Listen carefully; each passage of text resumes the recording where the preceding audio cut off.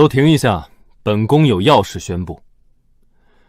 本宫今日来是要与崔家解除婚约。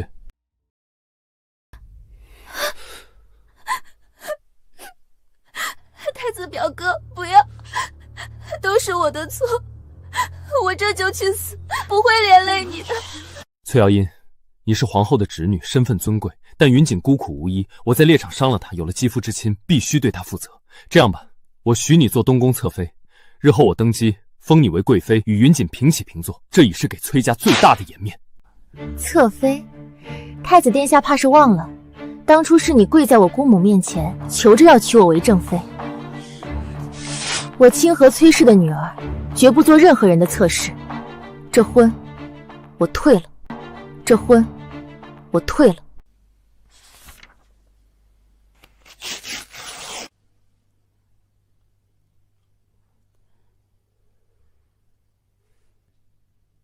太子殿下，今日是谣言生辰，你传我崔府当众毁约，还辱我女儿做侧室，未免太欺人太甚。崔大人何必动怒？孤肯让瑶音入东宫，已经给足了崔家颜面。正妃变侧妃，这也叫颜面？太子真是疯了。崔大人、崔夫人，都是我的错，我现在就去死！云锦，不许胡闹！有姑在，谁也不能逼死你。崔瑶音，云锦已经如此可怜，你还要逼她到什么地步？是你带着心上人闯府退婚，如今倒成了我逼人太甚。太子殿下，崔家再不济，也轮不到旁人折辱。既然崔家不识抬举，那便算了。来日你若后悔，别顾没给过机会。女儿不怕，只是从今日起，我与袁安恩断义绝。皇后娘娘口谕，宣崔小姐即刻入宫觐见。皇后娘娘听闻今日崔府之事，特召崔小姐即刻入宫。这时候入宫，只怕宫里也已经传遍了。传遍了又如何？今日丢人的不是崔家，是东宫。父亲母亲不必为我忧心，姑母此时召见，未必是坏事。瑶音，你心里若是难受，不必一个人撑着。难受自然是有的，因为他把崔家的脸面和姑母这些年的心血一并踩在了脚下。母亲放心，从今往后，我不会再为袁安伤一分神。听说太子为了个孤女，当众和崔家退婚了。崔家嫡女被这样羞辱，这是怕是要闹进宫里。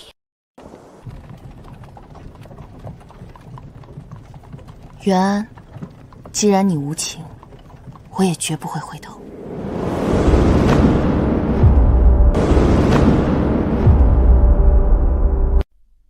臣女崔瑶音拜见皇后娘娘。快起来，让姑子看看。今日之事，本宫都听说了。袁安这个糊涂东西，竟为了个孤女，当众上崔府退婚，让娘娘忧心了。忧心的是袁安，不是你。本宫把最疼爱的侄女许给他，他竟敢如此作践。瑶音，告诉姑娘，今日可受委屈了。委屈自然有，可也幸好他是在成婚切露出了这副嘴脸。东宫太子妃的位置，除了你，谁也坐不上去。可袁安今日那样护着沈锦姐，护着，袁安护得住一个女人，未必护得住自己的太子之位。娘娘，陛下听闻今日崔府之事，已经动了大怒，传太子殿下去御书房问话了。好，本宫倒要看看袁安这次还能如何狡辩。袁安，清河崔氏的女儿，多少世家抢着求娶，你竟为了个孤女亲手退婚。儿臣只是想对沈景如负责。负责？你若真懂负责，就该对婚约、对东宫、对朕和皇后负责。当初这门婚事是你跪到皇后面前求来的，如今说退就退，把崔家和皇后的脸往哪儿放？崔瑶音还有好姻缘，可她除了我没有退路。蠢货！皇后替你定崔家，是怕你没有母族扶持，你竟亲手砍断自己的臂膀。儿臣是太子，将来是一国之君，难道还要靠一门婚事站稳脚跟？你以为凭你这点本事就能坐稳东宫？袁安，朕最后再问一次，这门婚事你是不是非退不可？是，儿臣要娶的人只有她。滚出去！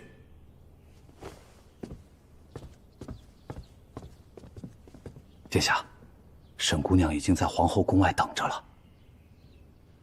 愚不可及，愚不可及。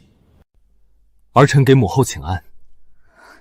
民女沈云锦拜见皇后娘娘。元安，御书房里挨的骂还不够，转头就把人带到本宫面前来了。儿臣今日来不是惹母后生气的，儿臣只想求母后成全。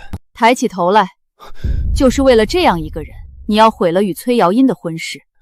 母后，儿臣在猎场误伤了她，清誉受损，除了嫁给儿臣没有别的路。所以你就能理直气壮闯到崔府，当着满堂宾客打崔家的脸。当初跪在本宫面前求赐婚的人是你，那时你说心悦崔瑶音，要一生一世一双人。母后，儿臣从前只是觉得她合适，可云锦不一样，她生活灵动，不像世家贵女死板无趣。皇后娘娘，不怪太子表哥，都是我的错，我愿意离开。母后若喜欢崔瑶音，儿臣可以纳她为侧妃，正妃之位给云锦，这样两全其美。崔氏女绝不为侧室，娶了她便再没有回头路了。儿臣绝不后悔，儿臣绝不后悔。你方才在里面姑说的话都听见了？听见了。那就好。方才说的急了些，可姑仔细想过，不该彻底断了你的后路。姑会娶她为正妃，但也会纳你入东宫，侧妃之位不算辱没，等姑日后登基，自会封你为贵妃。你说完了？我与你的婚约已经在崔府断得干干净净，东宫侧妃之位我不稀罕。我已经退让了，你还要闹到什么时候？闹的人从来不是我，被储君退过婚的女子，京中还有谁敢娶？姑留你在身边是给你留体面。清河崔氏的女儿何时需要你施舍体面？京中王公贵胄多的是人愿意登崔家的门，别把姑的耐心耗尽。你若真还有几分体面，就该记住4个字：各不相干。好，你要使性子，姑便由着你。等你做了姑的侧妃，姑会教你什么叫规矩，姑会教你什么叫规矩。皇后娘娘怎么说？姑母并未怪罪崔家，反而很是恼怒元安，只是她执意要娶沈云锦。这个孽障，若不是皇后娘娘一手提拔，她今日能有这般身份？她在宫里可还有为难你？有，她在宫门外拦住我，说要娶沈云锦为正妃，让我进东宫做侧妃。欺人太甚！他真当崔家没有脾气不成？退婚在前，纳策在后，竟还敢说是恩赐？只怕他不会善罢甘休。他如今最笃定的就是崔家为了颜面，不敢把事情彻底闹开。那你以为当如何？闭门谢客，凡是东宫来人一概不见。他既然不要体面，崔家也不必再替他留脸。传下去，从今日起，若太子再来，拒之门外。是。瑶音，委屈你了。他能舍，我也能断。崔家女儿不会为一个背信弃义的人低头。崔家女儿不会为一个背信弃义的人低头。那不是太子殿下吗？旁边那个就是让太子退了崔家婚约的沈姑娘。谁再多嘴，拔了舌头。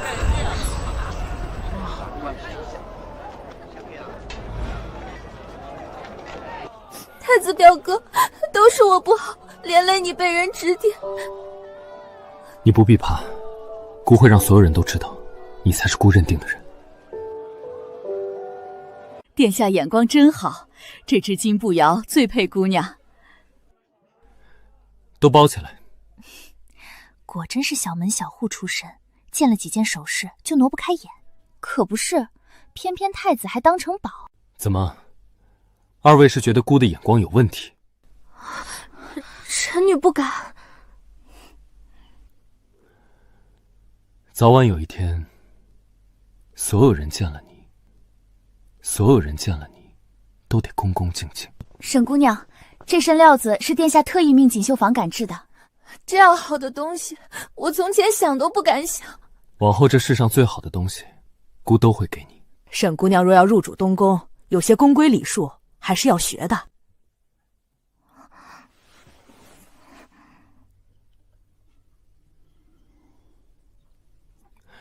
学这些做什么？姑喜欢的就是你这份天然真性情。是，殿下。再怎么得宠，也不过是个来路不明的孤女。就是，原本这东宫太子妃该是崔小姐。怎么了？我只是觉得他们说的也没错。崔小姐出身高贵，皇后娘娘也喜欢她。崔瑶英不过仗着出身好罢了，论真心，她哪一点比得上你？姑是太子，想立谁，谁就是未来的太子妃。她若识去，侧妃之位还留着。这些都是给我准备的。自然，东宫未来的女主人怎么能寒酸？太子表哥待我这样好，我心里不安。京里如今流言四起，人人都说你为了我舍了崔小姐。让他们说，等姑把婚事办得风风光光，谁还敢小瞧你？殿下，京中几位勋贵子弟设了宴，特来请殿下赴会。太子表哥要带我一起去？当然，姑就是要让所有人都看清楚，谁才是姑放在心上的人。殿下果然是至情至性之人，为了心爱之人，连清河崔氏的婚约都敢退，真叫人佩服。姑既认定了他，自然不会让他受半点委屈。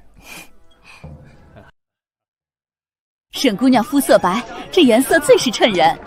留下，再把房里最好的料子都拿出来。见过太子殿下，这嫁衣倒是好看，只是正红色的料子贵重，不是什么人都压得住，不是什么人都压得住。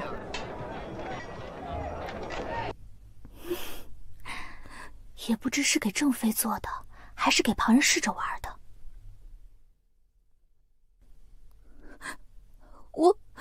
我只是试试。姑带来的人，轮得到旁人评头论足？臣女并无他意。没有最好。若谁再敢借崔瑶言的名后阴阳怪气，姑绝不轻饶。太子表哥，我不想让你为难。旁人的喜欢算什么？姑喜欢就够了。把这套嫁衣留下，再给他另做3套。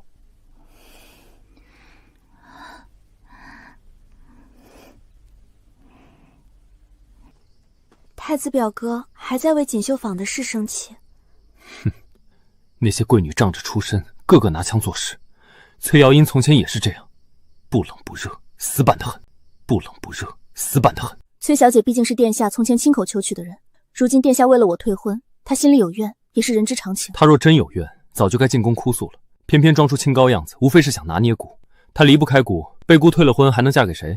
闹得越凶，越说明她放不下。可我还是怕有一日，殿下心软，又想起与他的旧情。姑既然选了你，就不会回头。真的？真的。至于他，若肯低头，姑还能留他一个侧妃之位。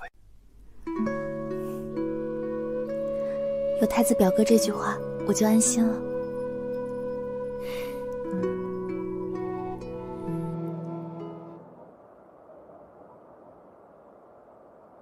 沈姑娘，步子要稳，眼神要收，肩不能晃。知道了。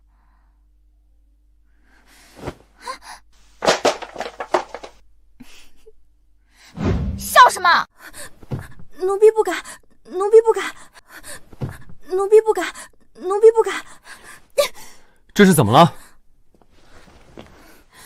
嬷嬷嫌我学得慢，宫女也在背后看笑话。我就知道东宫上下都瞧不起我。谁给你们的胆子，敢怠慢她？奴婢不敢，只是宫规不可废。宫规宫规，姑听的耳朵都起茧了。你不必学他们那套，姑喜欢的就是你这份真。可若我以后做不好，别人又要说殿下看错了人。谁敢说，姑就拔了谁的舌头。是。从今日起，他在东宫的一应规矩，能免则免，谁再让他受委屈，自己去领罚。偏殿这位还没进门，架子倒比谁都大。殿下纵着，谁敢说什么？可再纵着，也越不过清河崔氏那位去。小声些，殿下如今最听不得崔小姐3个字。听不得又如何？满宫里谁不知道，原本的太子妃该是崔小姐。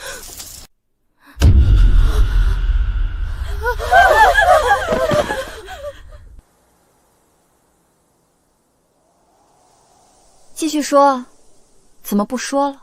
谁惹你哭了？我只是路过，听见他们都在议论。他们说我不过是个上不得台面的孤女，远比不上崔小姐。殿下说，住口！拖下去，每人掌嘴20，再罚去换衣局。太子表哥，我是不是给你添麻烦了？这不是麻烦，是姑从前待人太宽，才叫这些奴才认不清谁才是东宫未来的女主人。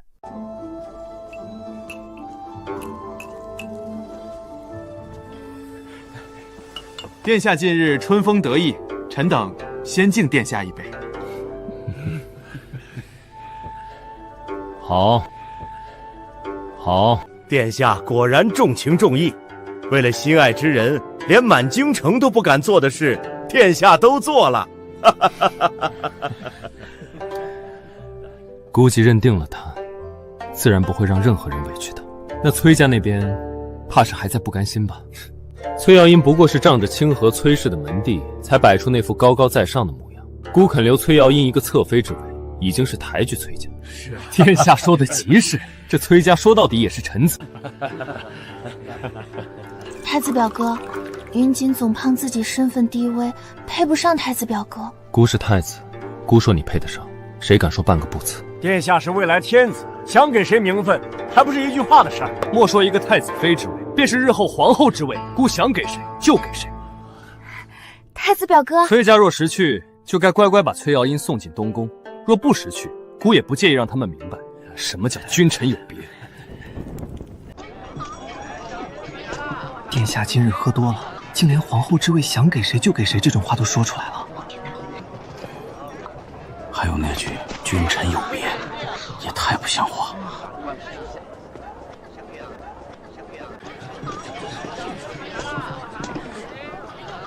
楚君未登大位，便敢如此轻狂，真当天下都是东宫的了。这话若传进宫里，只怕不是小事。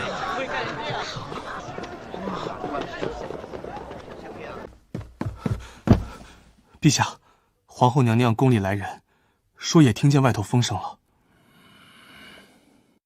传元安。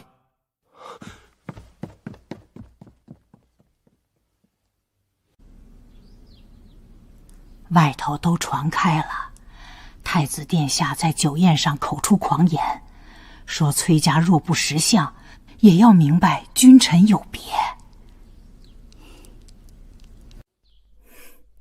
元安真是越来越把自己当回事了，姑母。元安真是越来越把自己当回事了，姑母。陛下若听见这话，只怕不会轻轻放过。轻轻放过？你以为楚君未立威先失德，陛下还能容几次？娘娘，东宫如此不成样子，是否该早做打算？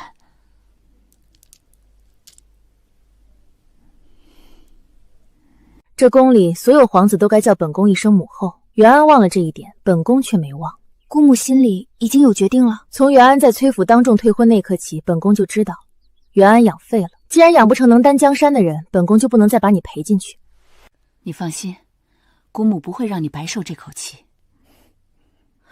娘娘，陛下传太子殿下进御书房了。很好，元安既然自己把路走窄了，就别怪旁人不服。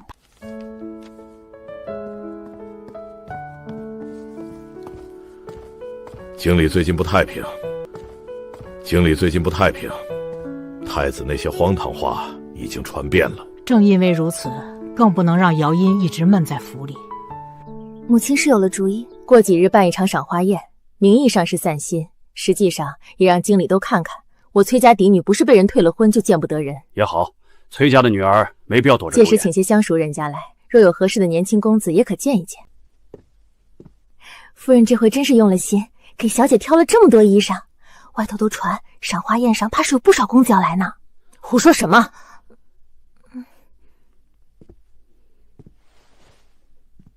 小姐，夫人是怕小姐一直困在这口气里。我明白，既然元安已经把脸撕破，我也没什么可避的。赏花宴就办得热热闹闹，让全京城都看看清河崔氏的女儿不会被一门婚事困死。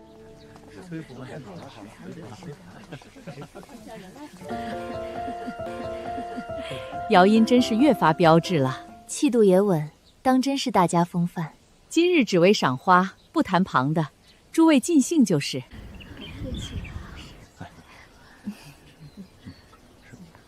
传言果然不可信，崔小姐这般人物，哪里像被退婚后抬不起头的样子？太子不要，是太子眼瞎。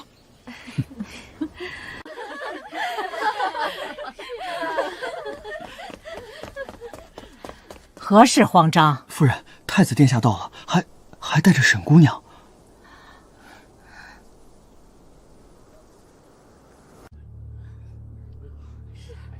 太子这时候来崔府做什么？怕不是来者不善。驾到！该来的，终究还是来了。见过太子殿下。都不必拘礼，都不必拘礼。崔府开赏花宴，竟没给东宫下帖子，怎么，姚音还在恼姑？臣女不敢，只是今日家宴，不便惊动太子殿下。太子表哥，我是不是不该来？有姑在，你怕什么？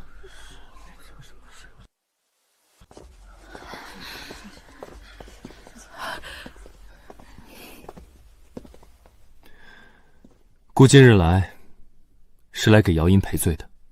前些日子，姑说话重了些。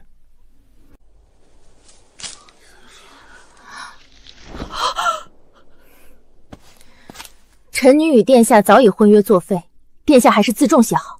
姚音姐姐别误会，太子表哥只是想赔礼。好，既然姚音还在气头上，姑便再说一次。前日姑已经让钦天监看过日子，下月初一便是良辰。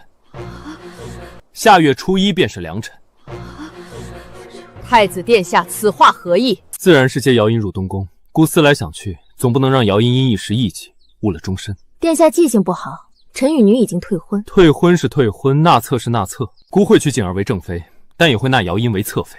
姑肯这样安排，已是两全其美。姚音姐姐，太子表哥也是为了姐姐好，只要姐姐先入东宫，往后云锦一定与姐姐亲如姐妹。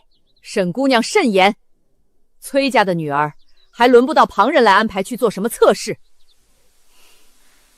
姚音，姑已经给足了崔家颜面，若不是念着旧情，这个位置，旁人想都别想。太子殿下，我崔氏不需要东宫给脸。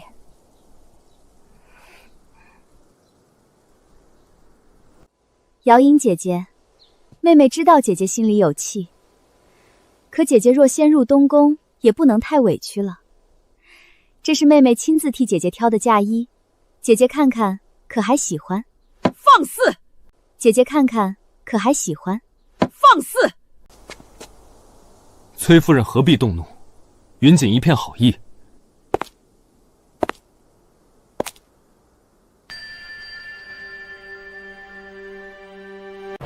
沈姑娘倒是热心，只是自古婚姻大事讲究父母之命、媒妁之言。我崔家从未答应什么侧妃之约，无媒无聘，便想让我穿这身嫁衣进东宫，传出去不叫婚嫁，叫无媒苟合。说到无媒无聘，沈姑娘不也正是这样住进东宫的吗？姚音姐姐，妹妹只是好意。崔家女儿不敢受，沈姑娘若喜欢，还是留给自己吧。太子表哥，云锦只是想着，若姚音姐姐肯进东宫，日后姐妹相称，也能少生千劫。太子殿下今日硬闯崔府，竟还敢当众羞辱崔家，真当崔家无人了吗？羞辱！姑肯让崔瑶音做侧妃，是给你们脸面，是你们自己不识抬举，是你们自己不识抬举。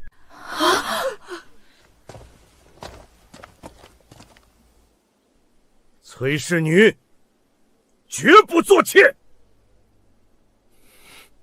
来人！把崔瑶音带回东宫，今晚便成礼。明日姑请诸位喝喜酒。谁敢？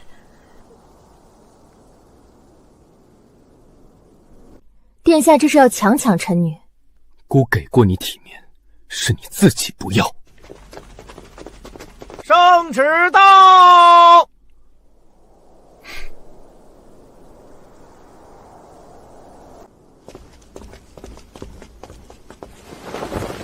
看见了吗？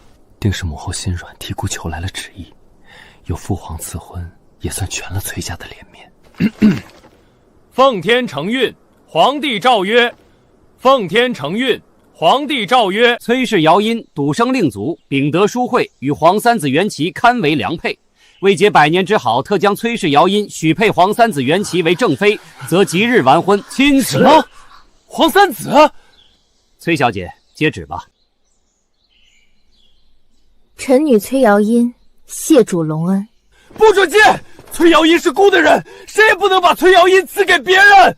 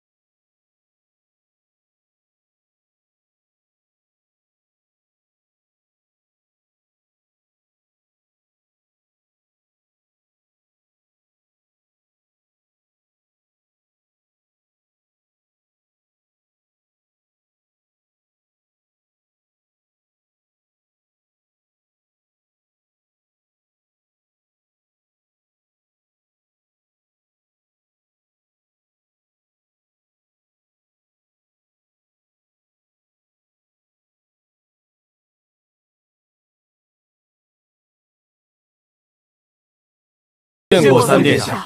他怎么来的这样快？偏偏赶在这个节骨眼上。三皇兄久在边关，怕是不清楚来龙去脉。崔瑶音与孤自幼一同长大，不过是一时赌气。赌气？不过是一时赌气。赌气？不错，父皇赐婚多半也是误会。等孤进宫解释清楚，这道旨意自然还能改。这门婚事，崔小姐可愿意？三殿下为国镇守边关，劳苦功高，能得陛下赐婚，是崔瑶音之幸，自然愿意。不可能，他怎么敢？他明明忘不了孤的。崔瑶音，太子殿下听清了，圣旨在前，崔小姐也已表态。从今日起，崔小姐便是我的未婚妻，谁若再敢为难她，便是与我为敌。竟被她逼退了半步，当着这么多人的面。三殿下误会了，太子表哥并非有意为难崔小姐，只是从前与崔小姐情分深厚，一时放不下。放不下？当众退婚的是太子殿下，许人侧妃之位的也是太子殿下，许人侧妃之位的也是太子殿下。如今圣旨既下，太子殿下倒想起放不下了。三皇兄何必咄咄逼人？孤不过是不想让崔瑶言一时冲动，误了终身。边关苦寒，三皇兄自己能吃苦，难道也要让崔瑶音跟着吃苦？崔小姐若嫁给我，我会护她，不叫她受半点委屈。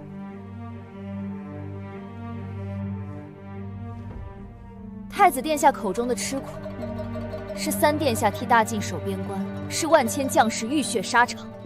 说得好。若无三殿下与将士们，何来今日京中安乐？太子殿下亲建边关，才是真正叫人寒心。你为了他，倒是什么话都敢说。我只是说了该说的话。崔小姐既已接旨，我便先护送崔小姐入宫谢恩了。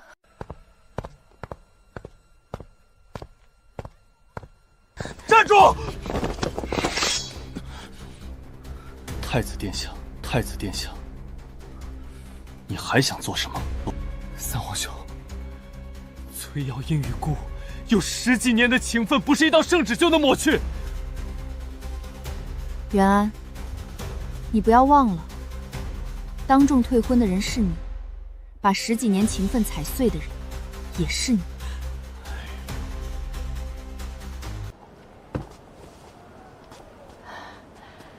到底是三殿下稳重，至少比东宫那个强100倍。太子表哥，她不会真想嫁给元钦，不过是在和孤出气，一定是。你回京这么急，倒是辛苦了。儿臣接旨归京来的迟了些，幸好还赶得上。近日在崔府可受惊了，本宫听说元安闹得不轻。有三殿下在，臣女无事。元安还在崔府门口站着，元安还在崔府门口站着不肯走，他倒是有脸。满京城的人都在看着堂堂太子像个市井泼皮一样堵在人家大门口。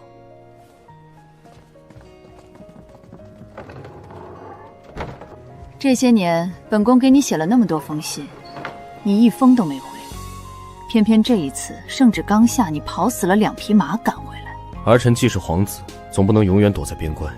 只是这一次，京城有儿臣必须回来的理由。从今往后，有本宫在，没人能再委屈你。不管是崔府门口还是朝堂之上，本宫不点头，谁也别想动你一根手指。谢姑母。至于元恩，仗着本宫抚养，便忘了根本，以为当了太子就能为所欲为。既然他自己把路走绝了，本宫也不必再念什么母子情分。崔府的事，朕都知道了，委屈你了。陛下圣明，臣女不敢言委屈。不敢言，不代表没受委屈。东宫闹成这样，是元安无德。这些年边关辛苦，你回来了就别再往外跑了。既然成了家，也该替朕分些事。儿臣领旨。崔家门风严正，你自幼也是朕看着长大的。把你许给袁琦，朕放心。父皇放心，儿臣既接了这门婚事，便会护好崔小姐。朕要的不只是护一个女子，这京中局势也该有人看清了。都退下吧，崔瑶英回去好生备嫁。至于其他的，不必多想。是。盯紧东宫，元安再敢闹，朕绝不轻饶。奴才遵旨，奴才这就去办。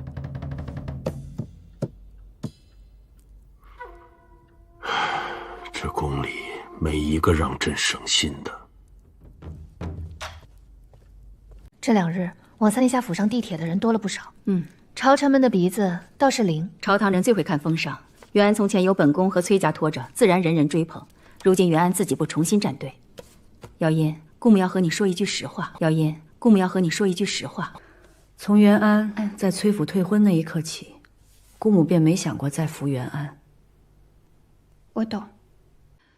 元安不是没机会，是本宫给了太多机会，元安却一次次把自己作到绝路上。身为储君，先失德再失心，往后若真把江山交到他手里，遭殃的就不只是崔家。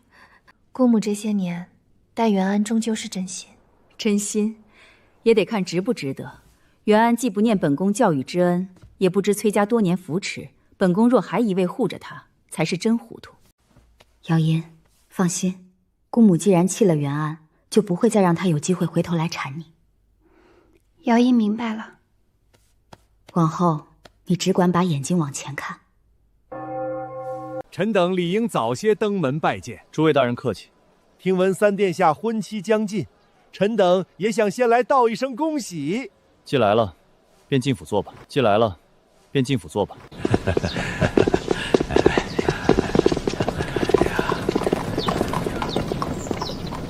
这些人前几日还巴巴的往东宫送礼，如今元熙一回京，就全跑去三皇子府了。殿下息怒，许是三殿下刚回宫，众臣一时新鲜。新鲜？他们分明是见风使舵。太子表哥何必为了这些人生气？太子表哥才是储君，三殿下再风光，也越不过东宫去。不错，等日子久了，这京中谁还记得一个常年待在边关的皇子？元琦，边关那么多年不死，偏偏如今回来，父皇到底想做什么？太子表哥，最近京里都在说三殿下回宫后很得圣心。不过是打了几场仗，父皇一时新鲜罢了。也是，太子表哥才是名正言顺的储君。崔瑶嫣不过是借元气来气姑，等姑腾出手，自会让崔瑶嫣明白。离了姑，元气护不住她多久。三殿下府里送来的聘礼，一样都没轻慢。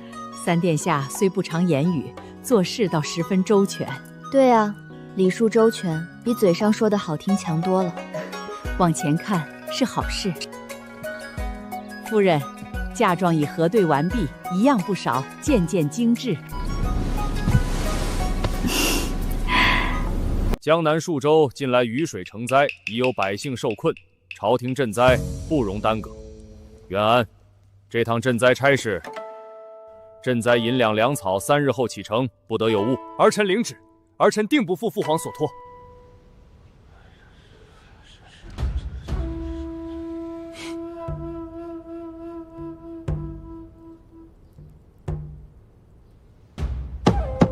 退朝。太子表哥今日这样高兴，可是朝上有喜事。父皇把江南赈灾的差事交给姑了，这可是大功一件。等太子表哥办好了这趟差事，满朝上下自然知道谁才是真正能担大任的人。不错，父皇到底还是看重姑的，只要姑此番立了功，谁还敢来和姑比？江南赈灾，若办得好，便是大功一件，太子地位更稳。但若出了纰漏呢？我得早做准备，不能把全部筹码压在他身上。太子表哥，此番必定马到成功，云锦便在东宫，日日盼着表哥的好消息。太子表哥要去江南，不过一趟差事，很快就回。可江南那么远，云锦一个人留在东宫，若再有人背地里欺负云锦，云锦可怎么办？姑会留下人照应你。云锦可怎么办？姑会留下人照应你。云锦不要旁人照应，云锦只想跟着太子表哥，哪怕路上吃苦，云锦也不怕。可这趟是公差，路上不比宫里。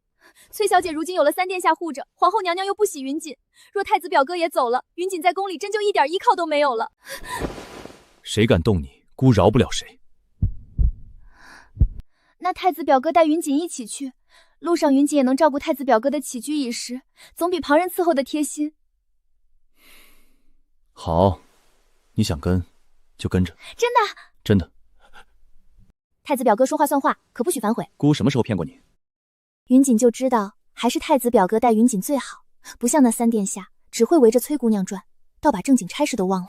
元气也就这点出息了，等姑从江南立功回来，他拿什么跟姑比？去把那几套新做的衣裳也装箱，江南水乡总得穿得体面些。是。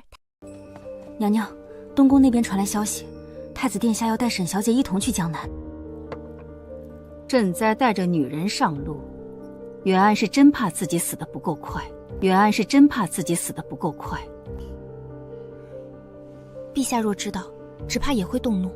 知道了又如何？袁安既然铁了心要把差事做成笑话，本宫倒要看看他能闹到什么地步。姑母不拦。从前本宫总想，袁安年纪轻，糊涂几回，教一教总能掰回来。可如今看来，他不是糊涂，是狂妄。这样的人，若不撞个头破血流，永远不会认自己错。只怕到时候遭殃的不止袁安。所以本宫才说，不能再让袁安坐稳东宫。这趟江南，若袁安办得好，算他还有救；若办不好，就是天意。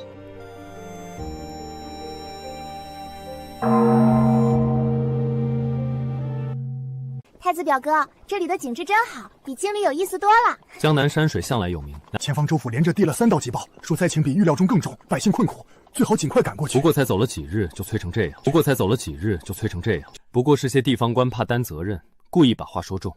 姑奉旨而来，自有分寸，照原计划走，不必催。太子表哥，别为这些人坏了兴致。云锦听说前头有片桃林，正好可以赏赏。太子表哥，这才是人过的日子。那些地方官整天催，好像迟一日天就要塌了似的。依云锦看，有太子表哥在，江南的事定能办得妥妥帖帖。还是云锦最懂姑的心，那些只会催命的人，哪里知道姑的辛苦？殿下，灾地还在等着赈济，百姓流离失所，若再拖延，只怕会生乱子。臣斗胆恳请殿下，明早就启程。姑既然来了，乱子自然能平。如今不过是晚2、3日，难道天还会塌下来？慌什么？太子表哥别生气，都是他们胆子小，没见过世面。等太子表哥到了灾地，露几手给他们看看。他们自然就知道太子表哥的厉害了。让他们等着瞧。姑这趟下江南，定要办得漂漂亮亮，让京里那些人再也不敢在姑面前提什么边关功劳。打雷罢了，怕什么？有姑在，谁也伤不了你。殿下总算到了，城中存粮见底，灾民已饿了数日。再不给粮，真要出大乱子了。不是带了粮来，即刻开仓。这粮发霉了。朝廷送来的竟是霉粮，这是要逼死我们啊！我们饿太子表哥了，太子还带着女人游山玩水，都退后！殿下在此，不得无礼。朝廷是要看着我们饿死吗？太子表哥，快走，快走啊！太子奉旨赈灾，却带着女人游山玩水。连赈灾粮都被雨淋得发了霉，灾民都快饿死了。东宫还有心思在画幡听曲，这样的人也配做储君？不能再忍了。写，把太子一路耽搁，礼佛误事，没粮饥民变，全都写进去。再加一句，无爱民之心者，不配承储君之位。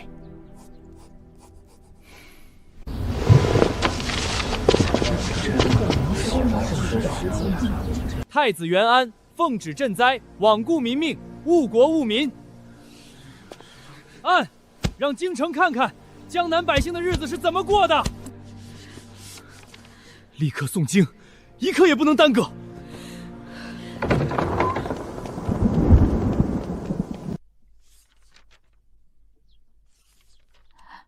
真到了这一步，真到了这一步。灾民已经快压不住了，若再没有粮，城里一定出事。姚音，这是做什么？把这些都折现，再去给京中相熟的夫人小姐递帖子，就说姚音愿先捐私财，请他们一同筹粮。小姐，这可是您的提己，提己哪有命重要？江南一旦乱了，死的不是一个两个。今日请诸位来，不是为私事。江南灾情已到生死关头，朝廷粮车有误，百姓等不起。若诸位肯帮，崔家愿做第一个出银子的人。崔小姐既肯带头，我们也不能袖手旁观。我回去便开库房，再晚几日，江南就真要出大事了。诸位今日之举，救的不是旁人，是大晋的百姓。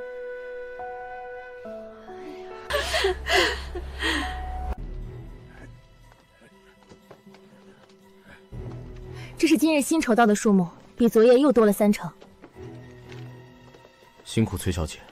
姚音不过出些银子，真正要去显地的人是三殿下。江南乱局将起，元齐必须赶在民变之前到。崔小姐放心，我会把粮送到，也会把局势稳住。三殿下千万保重。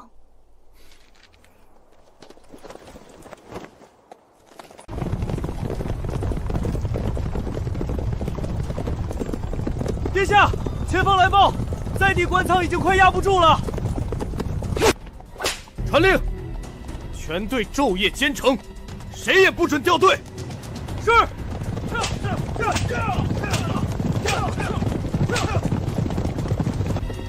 一定要赶上。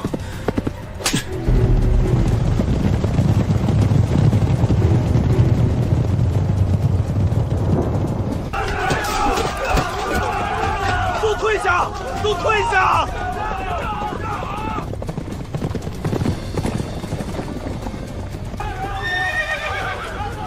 三殿下到！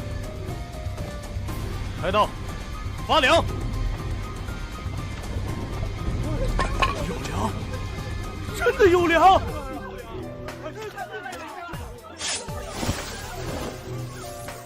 朝廷新粮在此，按序领粮。敢闹事者，以乱民论处。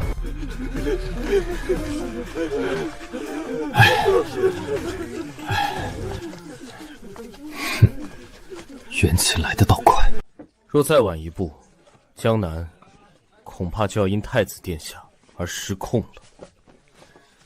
孤是储君，这里的一切本就该由孤主持。元秦不过是替孤善后罢了。元秦不过是替孤善后罢了。今日之事，谁都不准往外传。殿下，灾民骚动没粮误事，这些迟早会知道。孤说不准传，就不准传。就说孤一到江南，便安抚了灾民，粮也按时发下去了。太子殿下这是打算把今日这口锅也一并盖上。元齐别忘了，是孤让元齐立了功。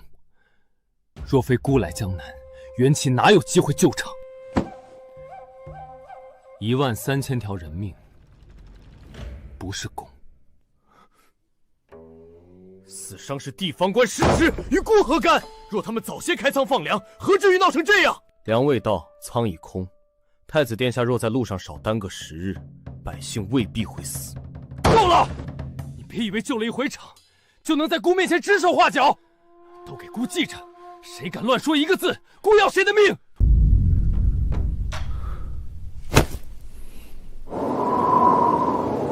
元安，此番江南赈灾，办得如何？回父皇，儿臣已安抚灾民，发放粮草。江南局势如今已稳，灾民感念皇恩，还特意写下万民书。这道万民书做得天衣无缝，父皇不会写差的。是吗？不对，父皇这语气绝非赞许。那你再看看这是什么？这不可能，他们怎么敢把这些捅到御前？耽搁了10日，梁车授予雷梁激起民变，13000百姓因你迟到而死。父皇明鉴，是有人构陷而臣，是那些地方官。构陷，跟着你去江南的内侍官员，朕已一一审过。查过了，不，我不能认，绝不能认，一定是他，他与江南官员勾结，故意把脏水泼到儿臣头上。原其是奉朕之命压粮救灾，原其是奉朕之命压粮救灾，救的是大晋百姓，反倒是你办事不力，既无爱民之心，也无储君之量。即日起，禁足东宫3月，无诏不得出。崔氏姚因于江南赈灾筹粮有功，着即加封淮安县主。我本该是皇帝的，就差一步。此事已决，退朝。江南的血不会白流，这朝堂也该换一番风气了。皇后娘娘，求娘娘救救太子殿下，太子殿下是娘娘亲手养大的儿子。让他进来。皇后娘娘，太子殿下是被小人诬陷的，求娘娘明察，求娘娘去和陛下说情。诬陷？若不是袁安被你撺掇着游山玩水、上山礼佛，江南何至于死那么多人？不是，云锦只是……你真以为本宫不知道你是怎么混进皇家围场的？既然这么会哭，那便去抄经吧。来人，把他送进东宫，抄佛经1万本，抄不完不许出来。崔小姐，求崔小姐救救我，救救太子表哥！我不做太子妃了，我把位置让给崔小姐，好不好？嫁给袁安，我可不要，也配。是有阴事。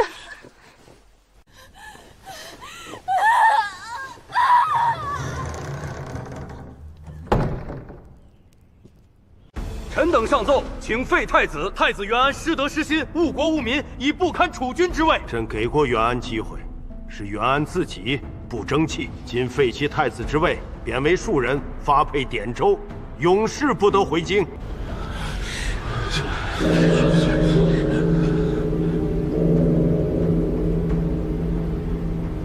不可能，姑是太子，谁敢废姑？废人袁安，皆知报。父皇不会这样对姑。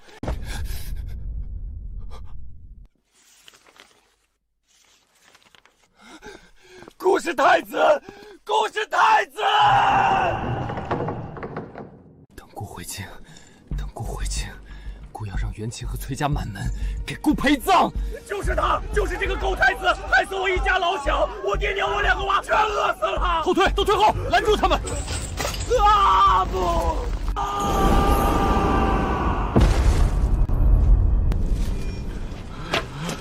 回去怎么写上来？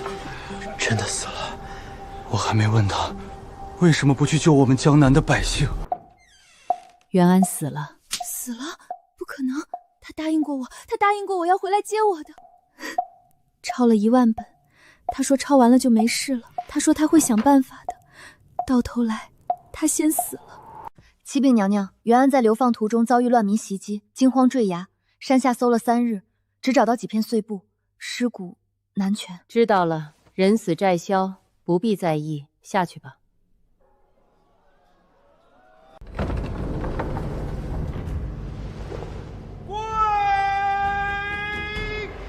吾皇万岁万岁万万岁！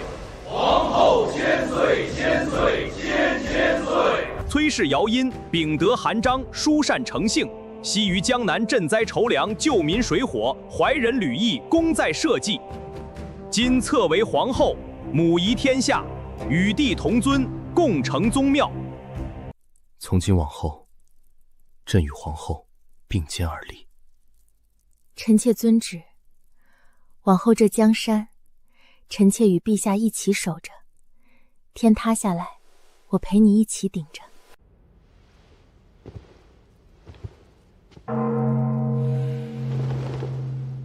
吾皇万岁万岁万万岁！皇后千岁千岁千千岁！转眼之间已是中宫皇后，一路行来，恩怨纠葛，如今再回望，竟恍如隔世。大典劳顿，从猎场出见到江南风雨同舟，这一路委屈你了。过往纷扰皆已是过往，臣妾如今所求不过是山河安定，百姓安乐。江南灾荒已平息，流民尽数归乡，这江山总算慢慢安顿下来了。江山稳固从不是一人之功，臣妾自当与陛下同心同德，共守着大晋山河。旧事已随风去，从今往后，这江山我们一起守着。